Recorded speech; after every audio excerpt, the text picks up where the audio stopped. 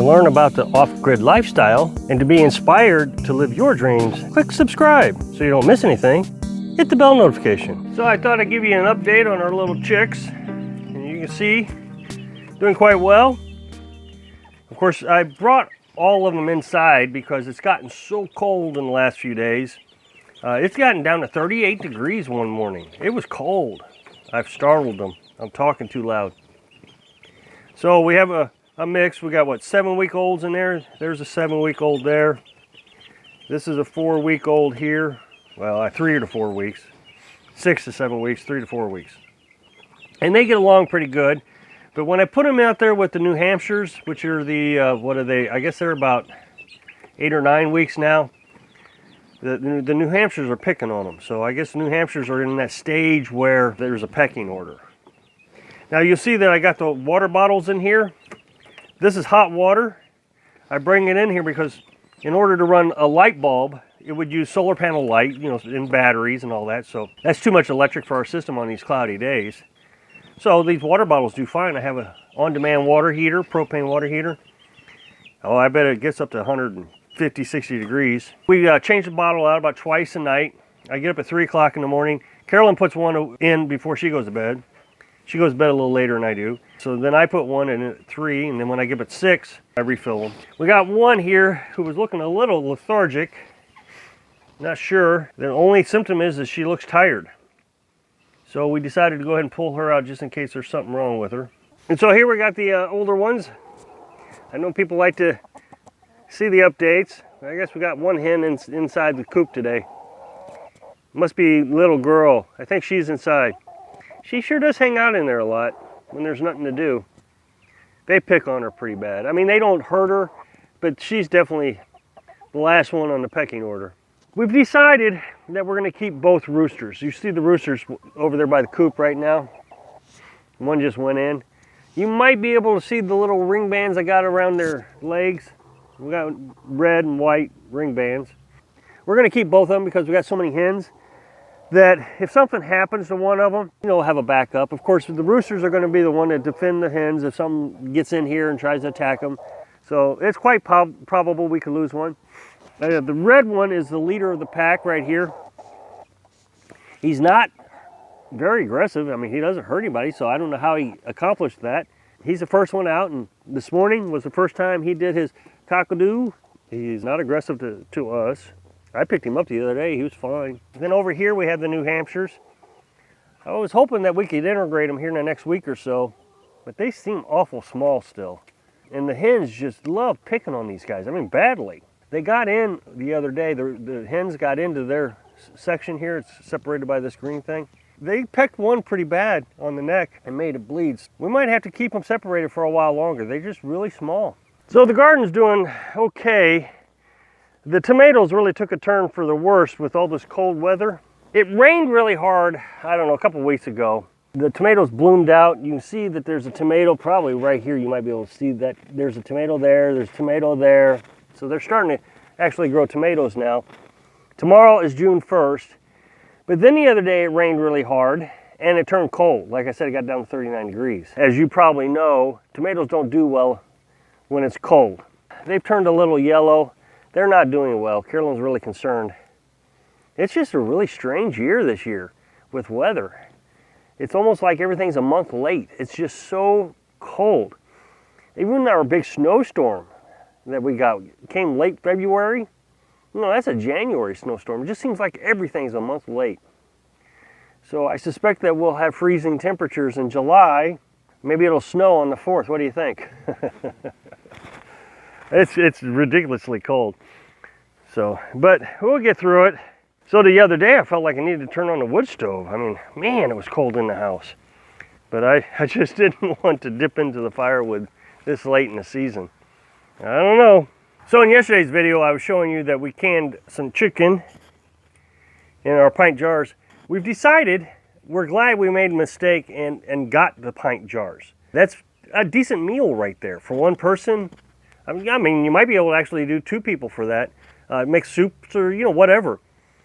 So Carolyn asked me to go ahead and get some more pint jars. I ordered quart jars. Yesterday I discovered I made a mistake. I thought I ordered quarts. ended up ordering pint jars. So we went ahead and used pint jars, but in the end, we really liked that. So it was a happy mistake. It was a good mistake. So we got more pint jars coming, along with some quart jars. Of course, with tomatoes, you're going to want to use quart jars. Now, the downside is you got to use more lids, and the lids are very expensive, $1 a piece for the name brands, and if you get the generic kind, they're 25 cents a piece, but you get a failure rate out of that. Now, I've also ordered Tadler lids. I know there's a lot of controversy with that. A lot of people say that they're good. Some people say they're bad. I suppose it depends on your experience level. So what I'm going to do is I'm just going to test them out. I bought a small sample size, I don't know, maybe 10 of them or something, just to see if we like them. So I'll just can some water. If they work, then we'll go ahead and use them. Now the nice thing about Tadler, like I said, they're reusable. So we can get 100 of them. I think you can use the rings 10 times, and then you have to order new rings. Well, you got 100 of them, that's 1,000 jars of food before you got to order any supplies, which is important because during times of catastrophe is when everybody buys up the lids. You got to understand how this canning thing works. The company who makes these cans and lids, I know it says Ball, but I think it's a different company now. I think they sold out in the 90s or whatever. They make jars. They make lots of jars. They make jars for candles. I mean, everybody uses jars for everything. Drinking glasses.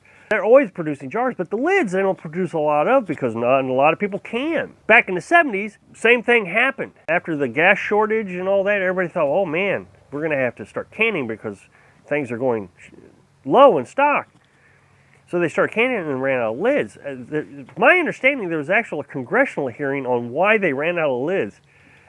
Well, it happened again last year with the pandemic. Ran out of lids, nobody could find any lids. If you're going to ever think that you're going to want a can, or if you ever want to prep, buying extra lids is a good thing. Now, my thinking is if the Tadler reusable lids work, I'll never have to really worry about it again. Like I said, I'll buy 100 of them. Maybe I'll buy an extra set of rings. That would be 2,000 jars of food, which would last a very long time. If we could use this to make a meal, that's 2,000 days. And then when the crisis is over, you might be able to order more seals. Some lessons learned yesterday. First of all, we hadn't canned for, 7 years? I think for me it's been maybe 10 years.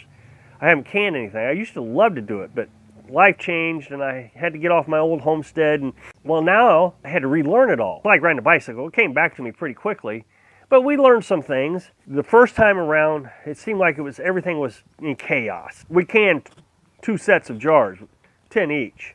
So our first one, we didn't do so well. We made a lot of mistakes. And also I was trying to film it at the same time. But the second time around, went real smooth. We didn't have any problems. The only problem I had was when I was boiling the chicken before I put it in the canner, the flame went out. I kind of expect things like that to happen when you're cooking outside. The other thing we thought about is maybe we should get another stove. Now we've talked about getting a regular kitchen stove, putting it outside here, hooking up to propane. We've done more than talk about it. That's kind of been the dream, is to kind of make this porch a kitchen. Carolyn kind of thought maybe we should go ahead and get another Coleman stove.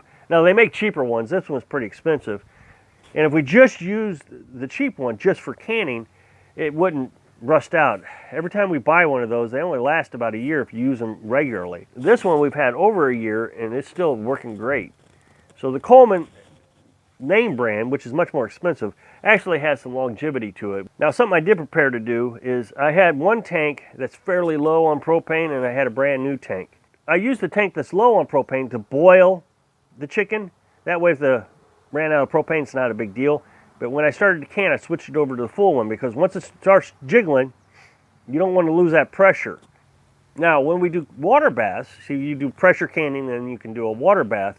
Water bath is for acidic foods like tomatoes and jellies and jams and those kind of things that's got acid in it. You can do a water bath where you don't need the pressure. We'll probably do that on the fire is what we're thinking. I've done that before with tomatoes. We just go outside, build a big fire, let it boil away. It works great.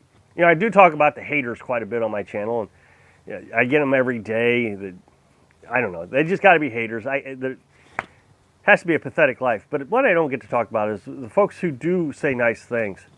And one of the comments I've been getting a lot here recently is, thanks, I've started doing whatever it is they want to do, which they never tell me what it is they want to do. They always tell me, well, some people do, but they always tell me, thanks for getting me started on my path.